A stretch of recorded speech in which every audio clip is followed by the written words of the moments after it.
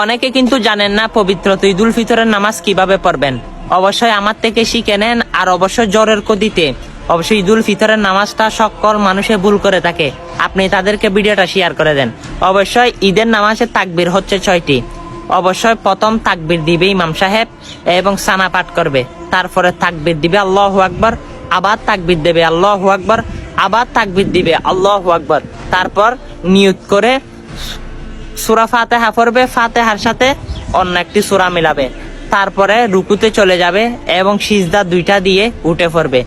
আবারও ইমাম সাহেব আলহামদুলিল্লাহ পাঠ করে সূরা মিলাবে, তারপর আবার দিবে তাকবীর আল্লাহু আকবার, আবার দিবে আল্লাহু আকবার, আবার দিবে আল্লাহু আকবার, তারপর আল্লাহু আকবার বলে রুকুতে চলে যাবে। এইরকম রুকু থেকে উঠে অবশ্যই সালাম ফিরে ফেলবে। অবশ্যই আপনারা কিন্তু ঈদুল ফিতরের নামাজটা সর্বদা ভুল করে থাকেন, কিন্তু ইমাম সাহেব পড়ালেও আপনারা কিন্তু ভুল করেন। অবশ্য ভুল করা যাবে না, শিখতে হবে। আপনি কিন্তু সকলকে শিখাতে পারবেন, ভিডিওটা শেয়ার দিয়ে সকল মানুষ ঈদুল ফিতরের নামাজ সম্পর্কে জানতে পারবে। ঈদুল ফিতরের নামাজের যতগুলো সোয়াব রয়েছে অবশ্যই অধিকাংশ সোয়াব আপনার আমল নামায় যাবে।